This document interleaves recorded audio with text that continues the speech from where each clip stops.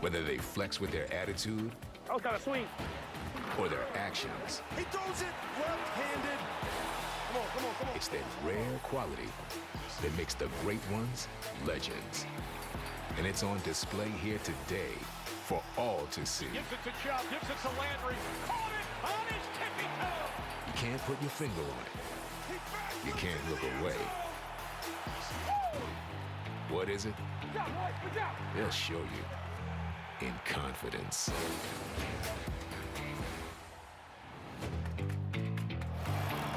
Yes, it's going to be something to see at Arrowhead. The Cleveland Browns and the Kansas City Chiefs as we welcome you to the AFC divisional game presented by Intuit TurboTax Live. Hello, friends. Jim Nance, along with Tony Romo, Tracy Wolfson, Evan Washburn, and Jay Feely. It's great to have you with us. And who is going to be the opponent for the Buffalo Bills next week? That rambunctious Bills team that knocked out Baltimore last night. If Cleveland wins, it'll be the Lake Erie battle. They'll travel to Buffalo. If Kansas City holds serve, they'll host the Bills next week. Tony, all I know is this. The Browns last week, no one gave them a chance against Pittsburgh. They went in there and just blew this thing open in the first quarter. Watch out for them. Oh, they shocked everybody. No one thought they could go into Pittsburgh and do it, but kind of the same feeling this week, right? This is against the champs. You're going into their place, Arrowhead, and it's rocking today, Jim. We're already feeling it. It's a tall task, but they have the team to do it. You win this game with big people, they have them. Yes, they do. Dominant offensive line to start. But let's talk about Patrick Mahomes and the Kansas City Chiefs. He hasn't played in 21 days, sitting out week 17 in a bye last week as the 1 seed. Most people, I'd say that would be scary, right? Too long off, maybe? No, not Patrick Mahomes. As long as this game is going 4 quarters, he's always going to give your team a chance. Last year, they were trailing in the playoffs in every game. Didn't matter. He'll figure out a way. This guy's a monster, and he has some help, though, doesn't he, Jim? Oh, he's got weapons. He's got that vertical threat in Hill, and he's got the Cleveland kid and Kelsey have one of the great tight end seasons of all time. But what about the Browns? We talked about how dominant they can be on the offensive line with that running game, and Baker Mayfield, this second half of the season, has been sensational and error-free, really. You're exactly right. He's learning. I mean, this is the best football of his career. He's learning how to win in the National Football League. My team's good at this. Let me go ahead and protect the football and start to do the things that winning quarterbacks do. Use your offensive line. Use your running backs. And get the game to the 4th quarter in a very nice fashion. Make it a short game. Can't wait to see it unfold. We're about to get it started. The Chiefs get their postseason started. The Cleveland Browns have come to town, and it's coming up on CBS in a moment.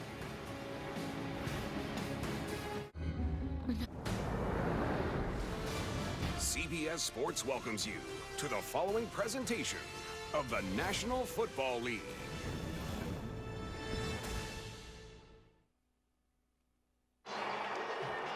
The sun is shining. It is gusty. It's going to be gust up to 25 going from our play-by-play left to right. Something to watch out for. Let's go down to Tracy.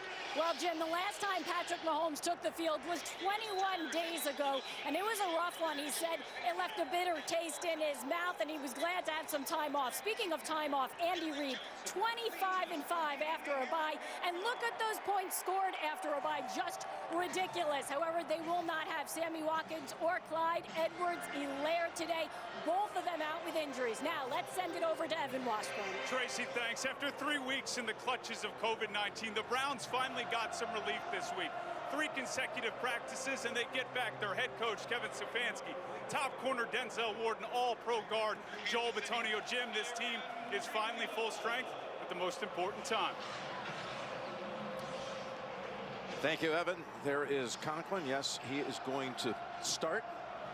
And as Evan said, about as healthy as the Browns have been as far as full strength, maybe all season. The Browns defer here at the top, and they're going to send the football to the Chiefs and Mahomes to get it started.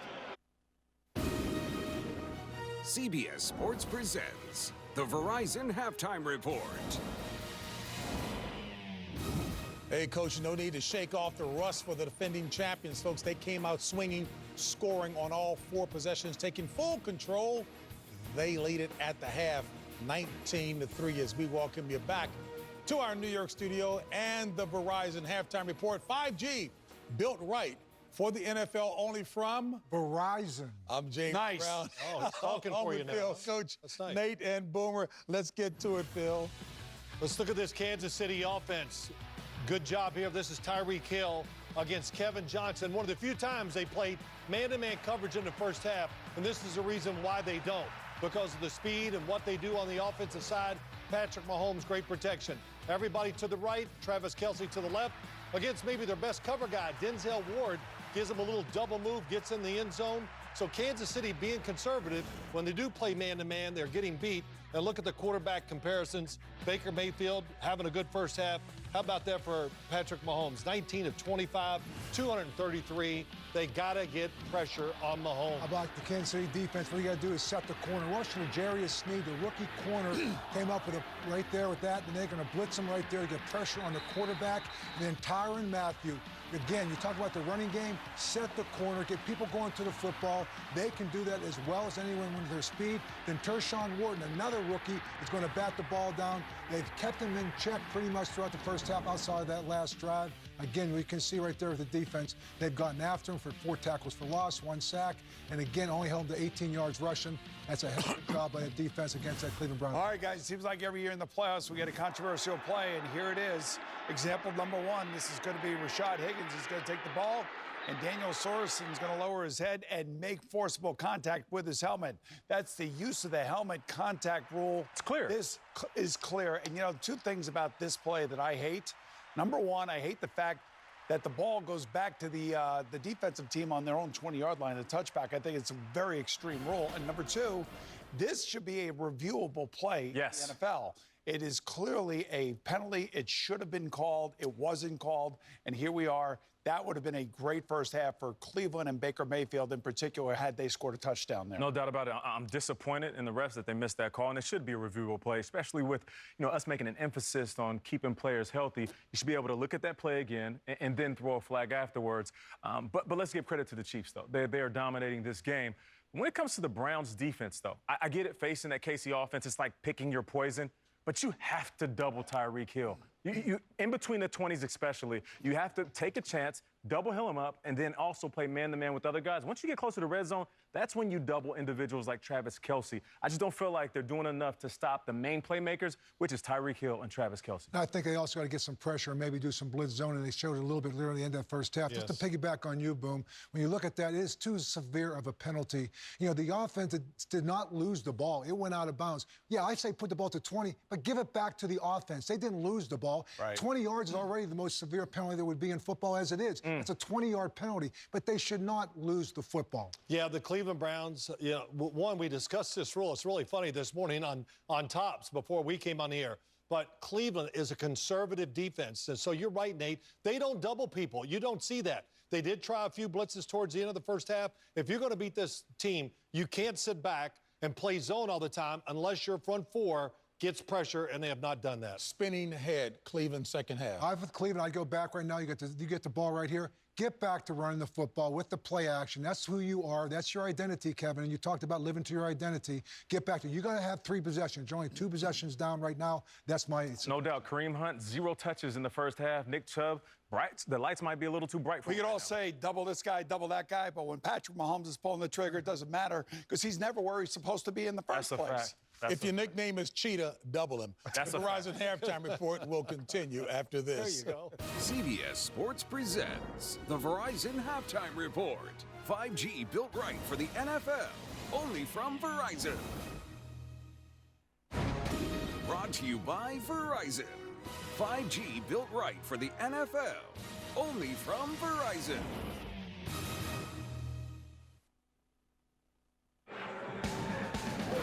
It's halftime in Kansas City, and we'll be back with the start of the second half. After this message and a word from your local station, you're watching the NFL on CBS, the home of Super Bowl 55. Tune in February 7th for the Pepsi Super Bowl 55 halftime show featuring The Weeknd. Grab and scan your Pepsi to get closer to the action and experience halftime like never before. 19-3, the Chiefs, as we're getting set for the third quarter. Welcome back to the AFC divisional game, presented by Intuit TurboTax Live. Chiefs put up 293 yards of offense, scored on every one of their possessions in the first half. What must the Browns do? Obviously, the defense has got to buckle down here, but can they get back into this game? Yes, they just need Tyreek Hill and Kelsey to go play for the Browns. Okay. That's how you start it.